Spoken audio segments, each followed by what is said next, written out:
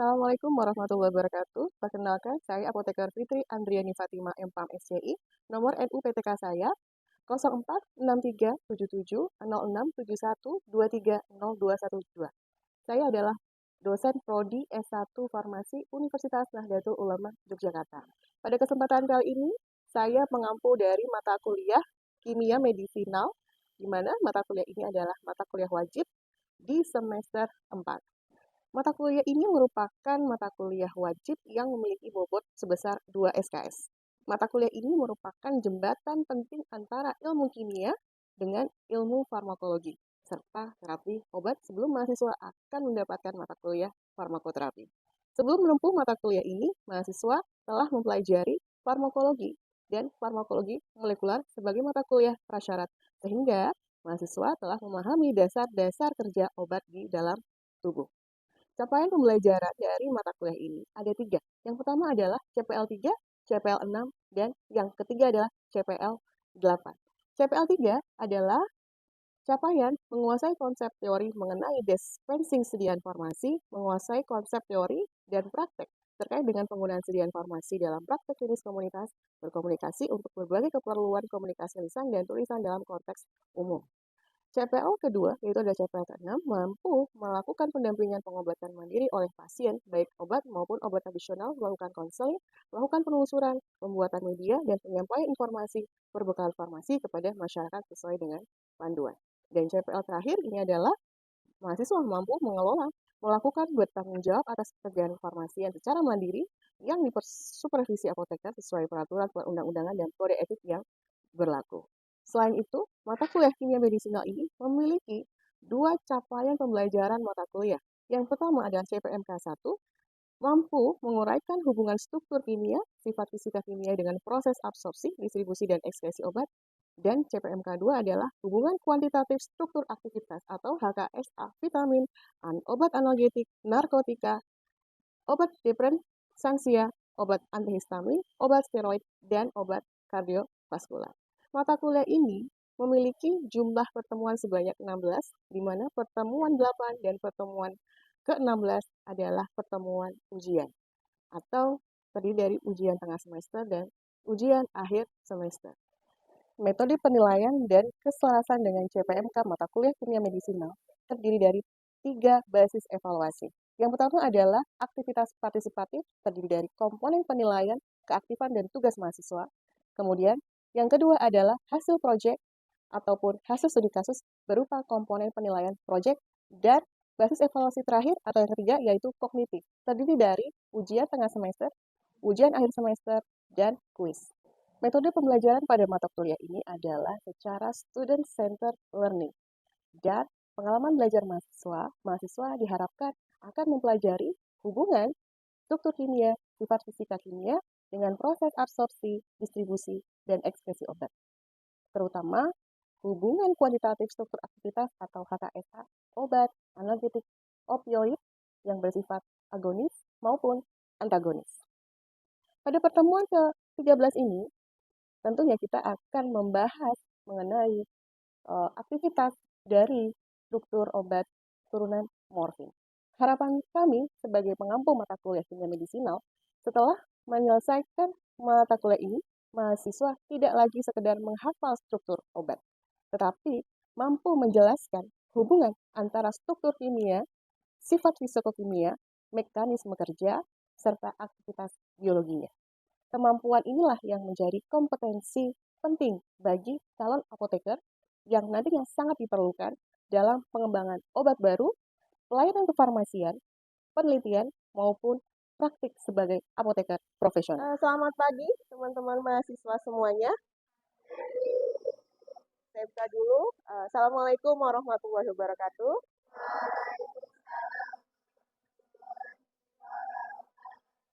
Baik ya, hari ini kita akan mata kuliah kimia medisinal ya.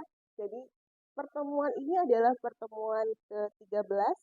Sesuai RPS kita akan belajar mengenai hubungan kimia, struktur, dan aktivitas dari obat, opioid, antagonis, dan sebagai agonisnya. Ya, tapi sebelum kita mulai perkuliahan, Kita absensi dulu ya. Saya akan panggil satu per satu. Baik, presensi sudah selesai ya. Sebelum mulai perkuliahan, kita berdoa terlebih dahulu. Mudah-mudahan diberikan kemudahan kelancaran dalam perkuliahan kita hari ini. Berdoa dimulai. Oke, baik. Oke, teman-teman. Ya, hari ini kita di pertemuan 13 akan membahas mengenai HKSA, obat analgetika, agonis, dan juga antagonis.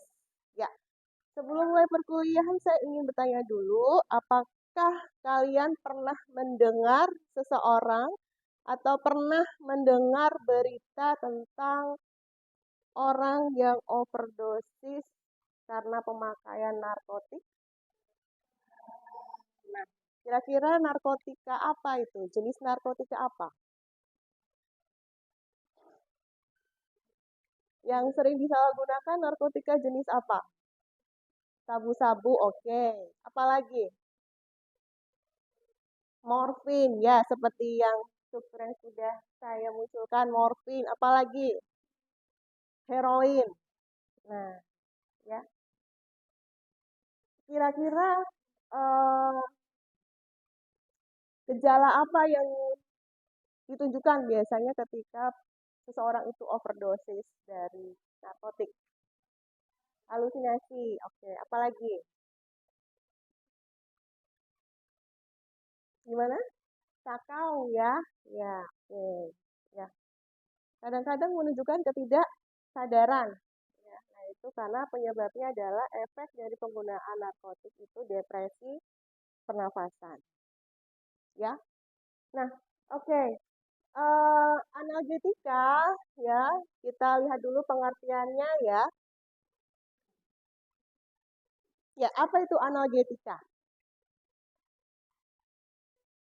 Analgetika ini adalah senyawa yang dapat menekan fungsi sistem saraf pusat secara selektif dan digunakan untuk mengurangi rasa nyeri. Ya. Jadi analgetika ini bagaimana cara kerjanya? Ya, jadi analgetika ini bekerjanya dengan cara meningkatkan nilai ambang persepsi rasa sakit sehingga seseorang atau pasien tidak mengalami rasa nyeri. Ya, jadi ada dua golongan analgetika, ya.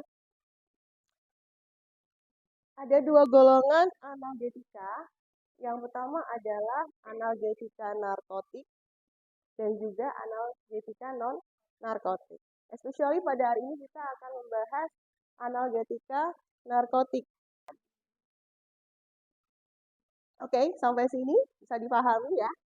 Oke, jadi ada beberapa jenis reseptor opioid atau protein spesifik yang disebut dengan protein GPCR, G-protein coupled receptor, ada reseptor mu, delta, kappa, dan reseptor nociceptin. Oke, saya jelaskan lagi apa efek yang terjadi ketika opioid ini berikatan dengan reseptornya. Coba teman-teman bisa melihat ya.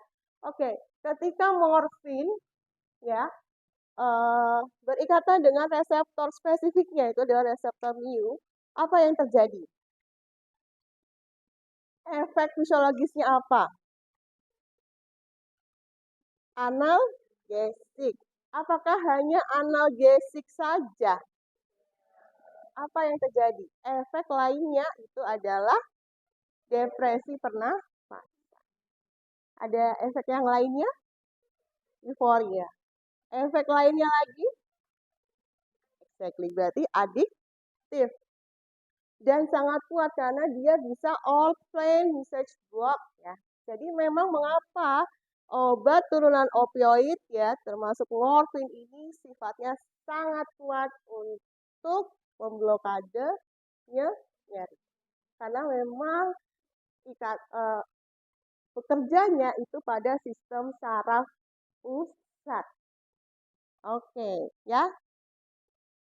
Sampai sini ya, itu mengapa turunan opioid ini tidak hanya nyeri, tapi juga bisa memberikan efek adiktif ya. Kalau nyerinya tingkat sedang, menggunakan golongan NSAID, non-steroid anti-inflammatory drugs. Nah, kalau berat berarti yang mana nih posisinya? Nomor berapa ini? 7 sampai 10. Maka kalau nyerinya berat, kita bisa memberikan saran menggunakan turunan opioid atau morfin tadi. Oke ya. Oke, nah kita lanjut lagi. Nah ini dia teman-teman, kelihatan nggak ya dari belakang? Kelihatan di sini? Ya. Oke, saya akan membahas mengenai turunan morfin ya. Oke, izinkan saya mau menuliskan struktur dari morfinnya.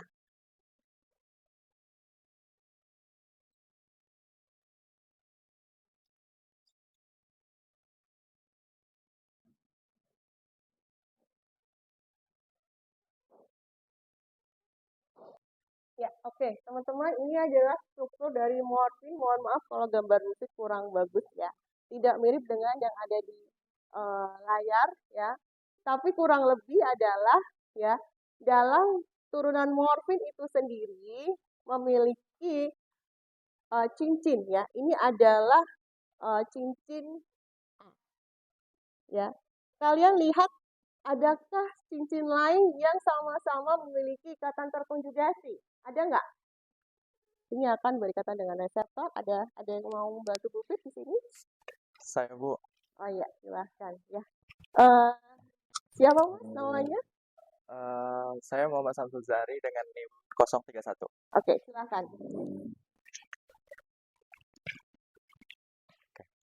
Nah, jadi pada cincin bagian ID itu merupakan cincin aromatik atau cincin benzen. Nah, sehingga berinteraksi pada reseptor. Oke, kita lanjut ke bagian yang B.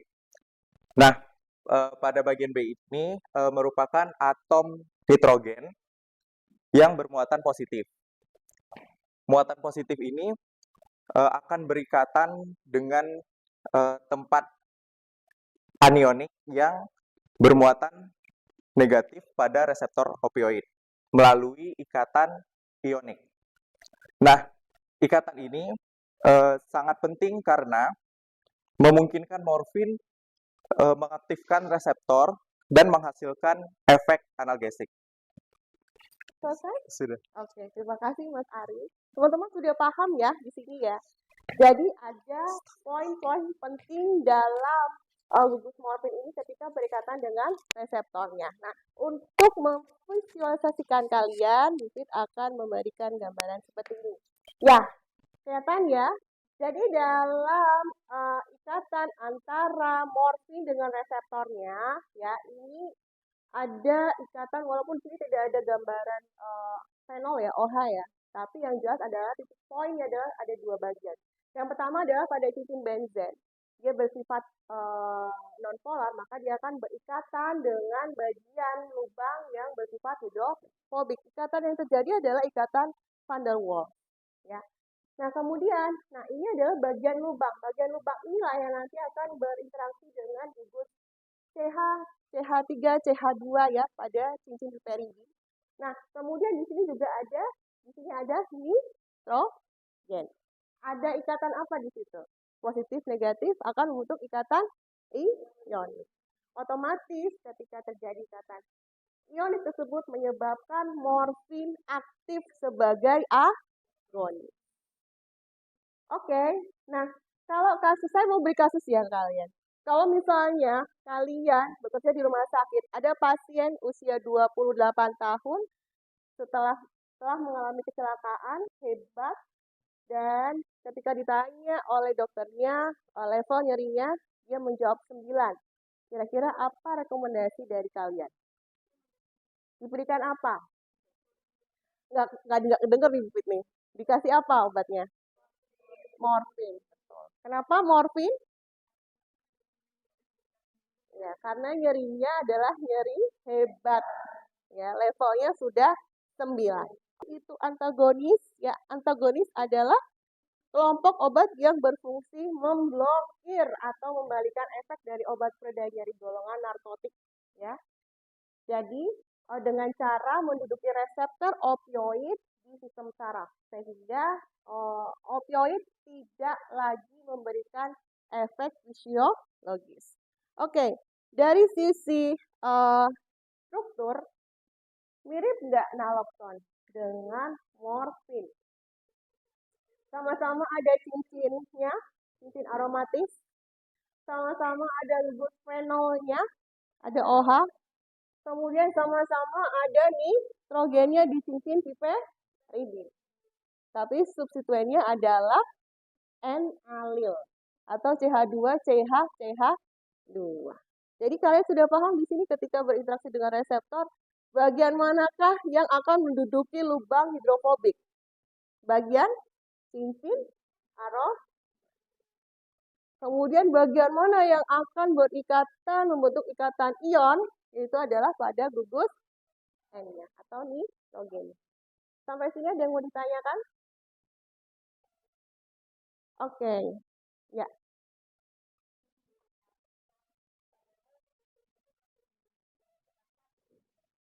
Oke, ya.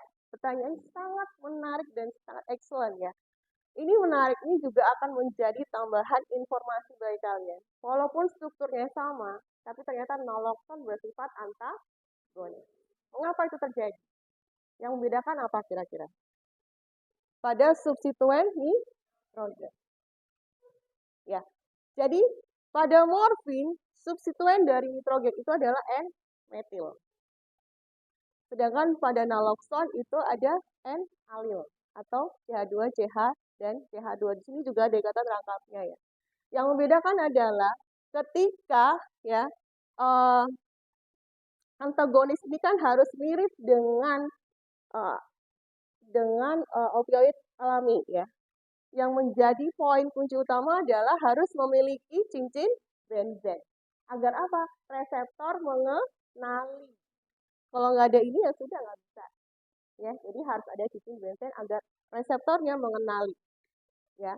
Kemudian ya, walaupun ya pada naloxon ini berikatan atau berinteraksi dengan reseptornya, ingat yang membedakan itu adalah pada substituennya. Pada morfin ya, reseptor ya akan teraktivasi ya menjadi agonis. Karena apa? Metil ini berikatan atau menempati ruang khusus spesifik yang menyebabkan akhirnya teraktivasi menjadi bentuk agonis. Tetapi pada naloxon, N-metil ini menempati ruang yang lain. Jadi reseptor mu ini tidak bisa mengaktifasi efek fisiologis lanjutan. Jadi tidak secara langsung ya kita bisa menyebutkan naloxon ini berhasil berikatan dengan reseptor. Namun reseptor mu ini inaktivasi terhadap efek fisiologis. Karena N-alil ini berikatan atau menempati ruang yang lain. Selain itu juga ya, di sini kita bisa melihat ya, karena ada berapa karbon? Ada 3. Sedangkan morfin ada 1. Jadi secara sifatnya ya N-alil ini lebih panjang ya karena ada 3 karbon, kemudian cenderung padat. Jadi dia akan menempati ruang yang lain dibanding dengan substituen yang morfin itu adalah metil. Oke, begitu bisa dipahami teman-teman? Ini adalah gambaran dari ikatan naloxon pada reseptor ya, sama ya, hanya saja memang yang membedakan adalah nitrogen ini ya dia memiliki N-alil nanti akan berikatan dengan reseptor yang bagian reseptor yang muatannya adalah negatif atau fungsinya adalah spesifiknya ASP147. Ya, oke. Baik teman-teman, kalau tidak ada pertanyaan kita mengerjakan tugas ya. Jadi, ini adalah tugas yang saya berikan kepada teman-teman. Jadi, kalian diminta untuk memilih 2 senyawa masing-masing dari turunan meperidin dan metadon. Kemudian kalian analisis hubungannya. yang sudah saya sampaikan tadi ya. Bagian manakah yang nanti akan masuk pada lubang hidrofobik? Bagian manakah yang akan berinteraksi dengan muatan ion ion negatif pada reseptornya dan sebagainya. Dan bagaimana efek fisiologis yang terjadi ketika senyawa ini berikatan dengan reseptornya. Oke? Itu saja ya, teman-teman ya. Oke. Ada lagi yang mau ditanyakan? Tidak ada? Baik, kalau tidak ada, kita bisa cukupkan perkuliahan kita hari ini dengan baca hamdalah. Alhamdulillah. Kita baca doa penutup majelis bersama-sama.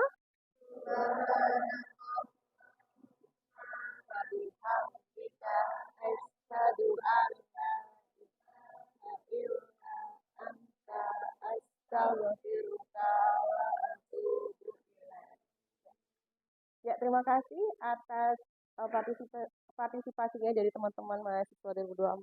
Kalau ada yang ditanyakan, boleh nanti kita diskusi di luar jam kuliah. Saya tutup. Terima kasih. Wassalamualaikum warahmatullahi wabarakatuh.